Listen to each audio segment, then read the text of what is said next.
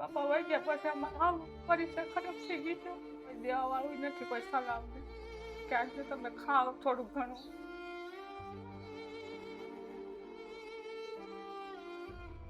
નમસ્કાર દોસ્તો, હાલ અમે સુરતમાં છીએ અને એક એવા બેન પાસે આવ્યા છે જે ખૂબ જ તકલીફો સાથે પોતાનું જીવન જીવે છે. ઘરની અંદર બે દીકરીઓ અને એક દીકરો છે અને બેન છે. અ, મજૂરી કામ કરી, નાના મોટું ઘરનું કામ કરી, સાડીઓનું કામ કરી અને પોતાનું ઘર ચલાવે છે. પણ ઓલા કહેવાય ને એમ કે કોઈને કોઈ રીતે એકલી લેડીઝ કીધે ન થઈ શકે, એકલી સ્ત્રી કીધે આખા ઘરનું કામ ન થઈ શકે.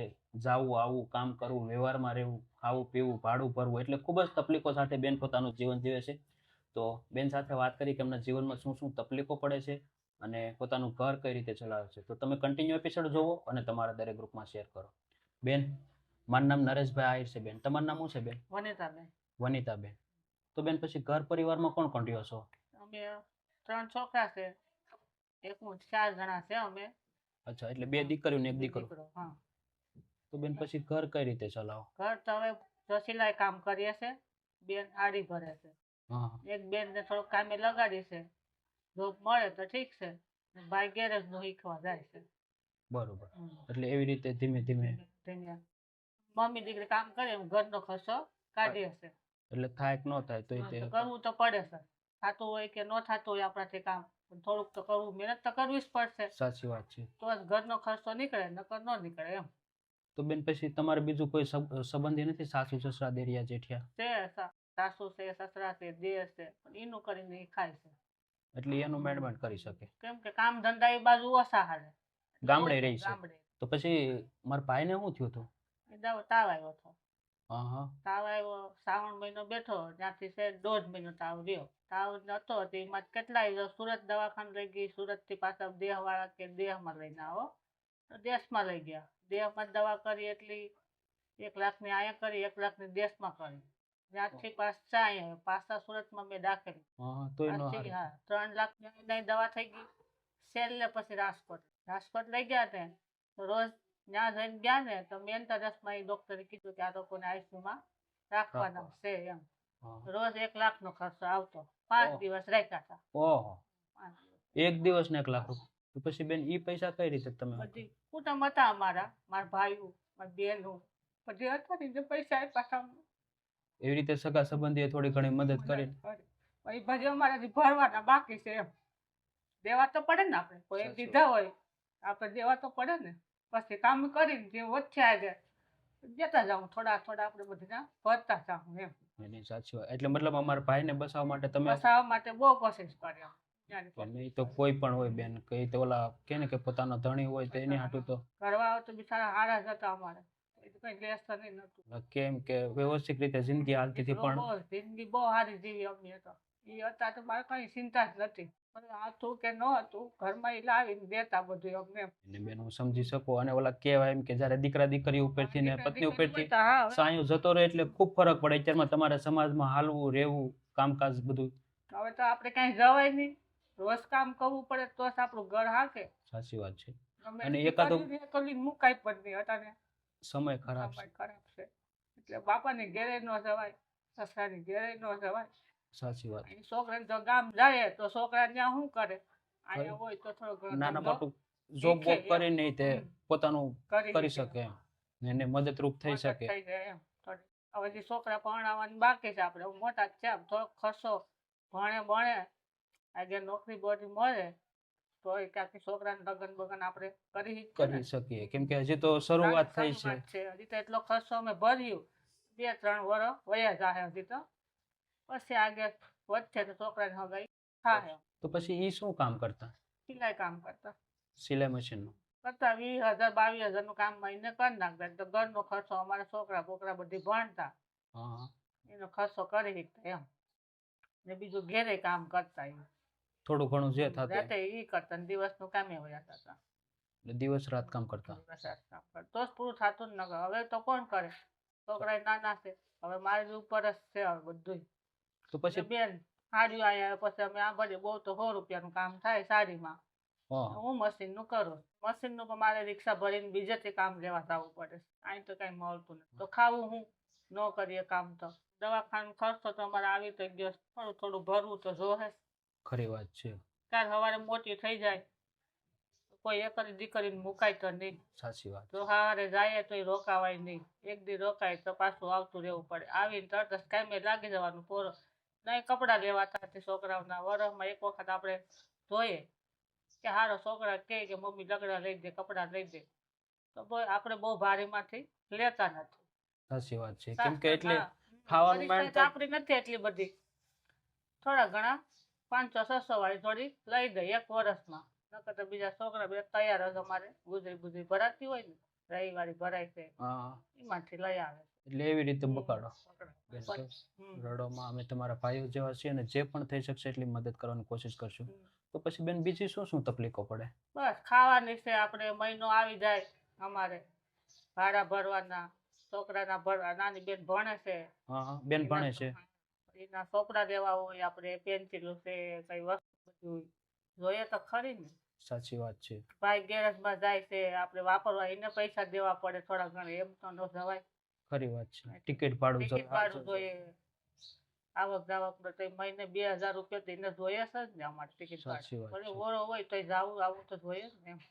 એટલે એટલી પરેશાની છે અમારે. થાય તો થોડી ઘણી થઈ જાય.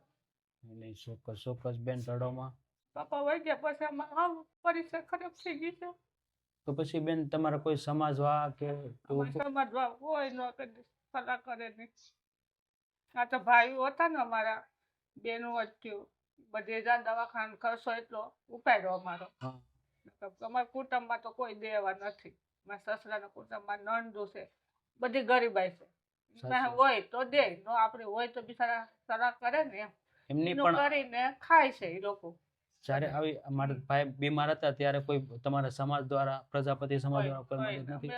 ઓલામાં નાખ્યું હતું ગ્રુપમાં કે પૈસા આપણે દઈને સલાહ કરે એમ. તો કોઈ એમ ન કીધું કે ફાઇલ બતાવો એમ. ડોક્ટર એમ ફાઇલ આપે જ નહીં ને.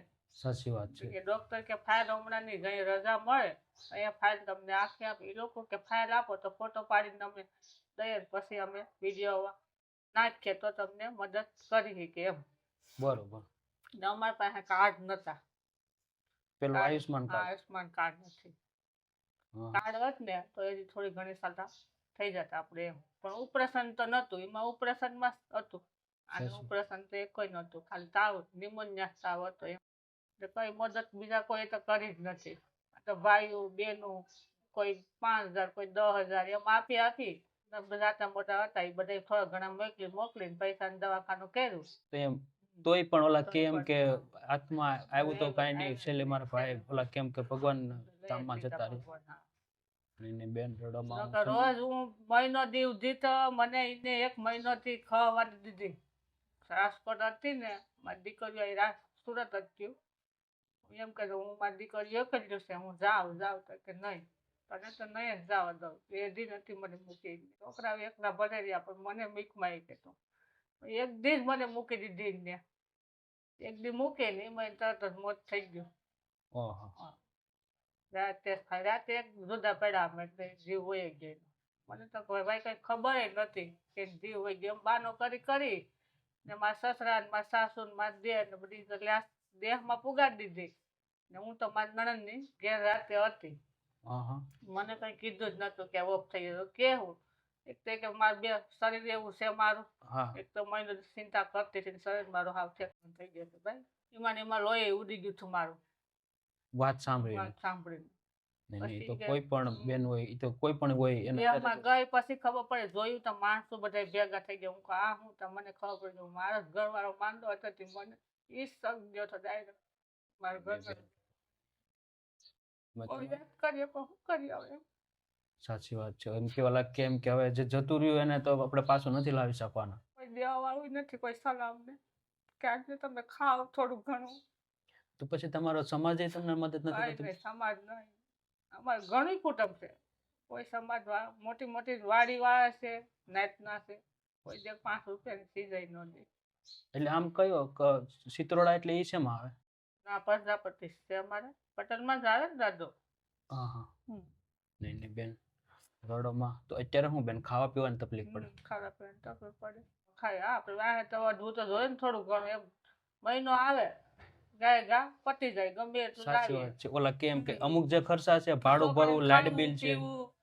છોકરા ક્યાં સવારે એમ કે મારે આ ખાવું હોય તો આપણે બનાવીએ. સાચી વાત છે. રોટલી ને શાક ખાવાનું હોય અમારે તો બીજું કઈ બીજું હોય નહીં ખાવાનું. એટલે એવી રીતે અત્યારે દિવસો છોકરા તો બધીને સારું સારું ખાવા બધે જોઈ આપણે પરિસ્થિતિ જોવી જોઈએ ને બેનું કહો.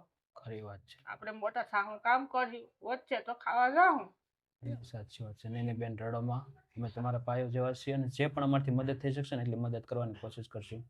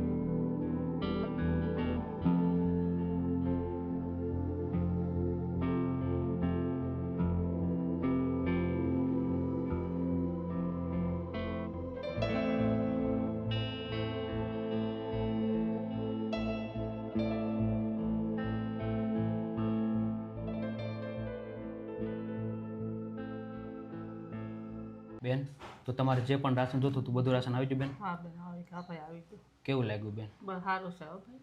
અમને મહિને તકલીફ નહીં પડે હવે વાંધો નહીં આવે એમ.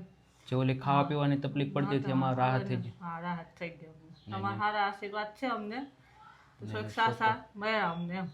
ચોક્કસ ચોક્કસ બેન, અમારથી જે પણ થઈ શકે, અમારી સંસ્થાથી જેટલું પણ થઈ શકે એટલી મદદ કરવાની કોશિશ કરી છે. અને ધન્યવાદ તો તમને કહેવો પડે બેન કે તમે એટલી મહેનત કરી અને તમે તમારા દીકરા દીકરીઓને મોટા કરી રહ્યા છો. અને મારા ભાઈ જે તમારે સારા સંસ્થા તમે બધા મોટા નાના બીજા ગરીબ માણસોને દઈ શકો તે સાચી વાત સારું છે. નકર બિચારા શું કરે એમ. ખરી વાત છે બેન. આજે સમાજમાં તમારી જેવી બહેનો બહુ બધી બહેનો છે કે જે દુઃખી થઈ રહી છે. અને કહેવાય ને કે એક ઘરની અંદરથી જ્યારે મેન વ્યક્તિ જતું રહે, મોભી જતું રહે એટલે એ ઘર આખું પડી ભાંગે. કેમ કે વ્યવહારમાં આપણને તો કંઈ ખબર ન પડતી, બધી જગ્યાએ એ જ હોય. એટલે ડાયરેક્ટ એ થાય એટલે સમજી શકું બેન હું કે તમારી ઉપર જે પરિસ્થિતિ છે એ. પણ કાંઈ વાંધો નહીં બેન, ઉપાધિ કરોમાં, દીકરા દીકરીઓ મોટા થઈ જશે અને બધું સારું થઈ જશે. તો દોસ્તો, તમે જોયું તે પ્રમાણે કે ઘણી બધી તકલીફો સાથે સમાજની અંદર આવા પરિવારો જે પોતાનું જીવન જીવી રહ્યા છે. એટલે કહેવાય ને કોઈને કંઈ પણ નથી શકતા અને કોઈની પાસે માંગી પણ નથી શકતા. એટલે ખૂબ દુઃખ થાય જ્યારે આવી રીતે સમાજમાં કોઈ હેરાન થતું હોય અને સમાજ દ્વારા અથવા તો લોકો દ્વારા મદદ ન થઈ શકે. એટલે આપણથી જે પણ થઈ શકે એટલું બેનને મદદ કરવાની કોશિશ કરી છે. અને તમારા બધા લોકોના સાથ સહકારથી આવા બધા પરિવારોને અમે મદદ કરી શકીએ છીએ. એટલે પ્લીઝ જે પણ બની શકે એટલી આવી રીતે પ્રેમ સપોર્ટ આપતા રહેજો અને વિડીયોનું વધુ શેર કરજો. જય હિન્દ, જય ભારત.